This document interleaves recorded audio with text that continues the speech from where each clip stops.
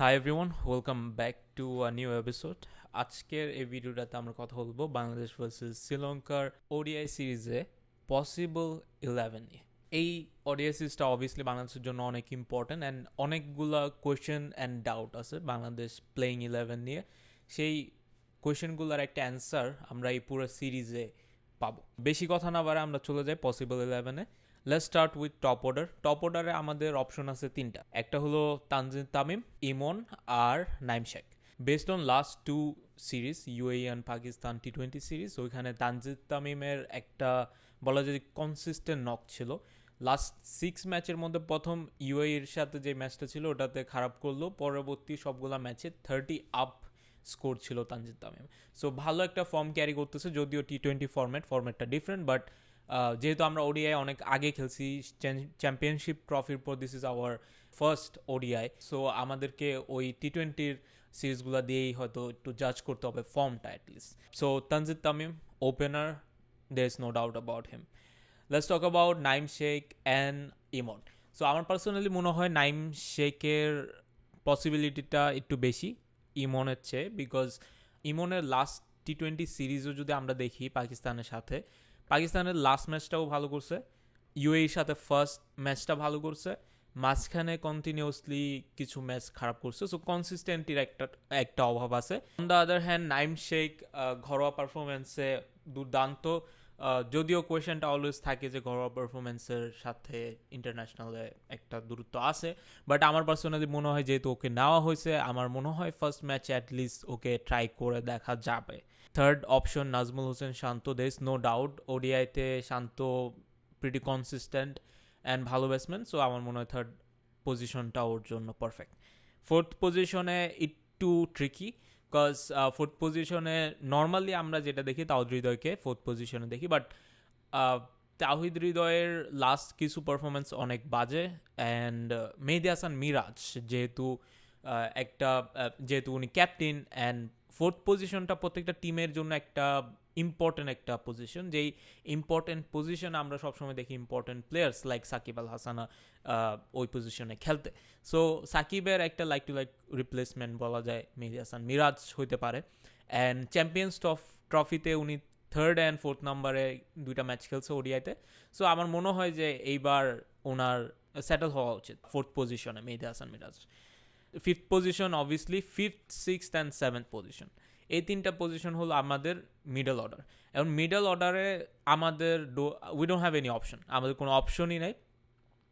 So ওই হিসাবে two be honest এখানে চুজ করার কিছু নাই। তাওহিদ হৃদয়, জাকির আলী অনিক অ্যান্ড শামীম পাটোয়ারি আমাদের middle order or lower middle order, batting অর্ডারে এইভাবেই এই সাতজনই শেষ হবে। কিন্তু আমার মনে হয় যে তাওহিদ হৃদয়, জাকির আলী অনিক অ্যান্ড শামীম পাটোয়ারি তিনজনেরই এই সিরিজটাতে ভালো করা অনেক important, specially Towhid Hridoy and Shamim Patwari.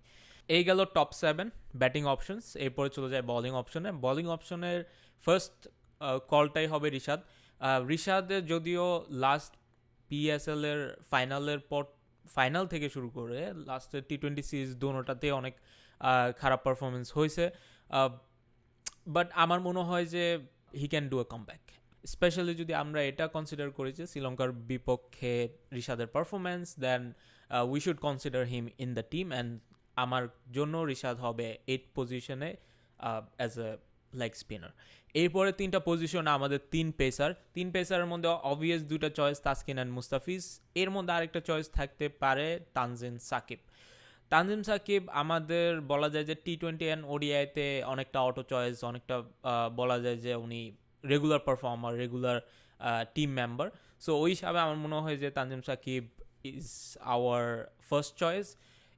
এখানে আরেকটা কোয়েশ্চেন, যেহেতু এটা স্পিন পিচ অ্যান্ড শ্রীলঙ্কার কন্ডিশন, এখানে কি আরেকটা স্পিনার বেশি নেওয়া যায় তো কিনা, আমার মনে হয় না এখানে আরেকটা স্পিনার নিয়ে আমরা নামবো, আমরা 3 পেসার নিয়ে নামবো। সেটার একটা ইন্ডিকেশন হলো আমরা 2টা পেসার ব্যাকআপ রাখছি, যেখানে মাত্র একটা স্পিনার ব্যাকআপ আছে।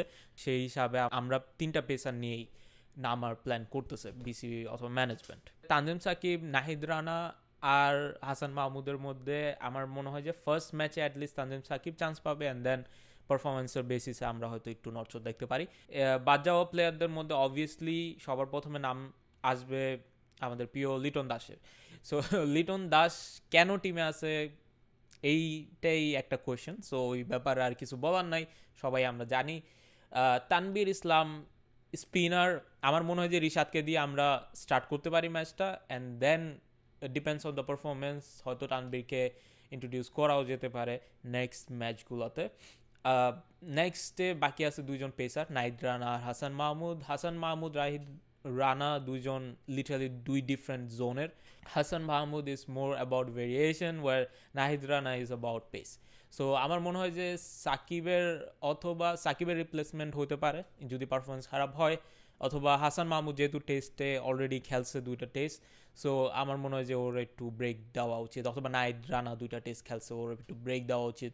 সো ওই হিসাবে আমার মনে হয় যে তানজিম সাকিবকে ওডিআই দলে রাখা যুক্তিসঙ্গত।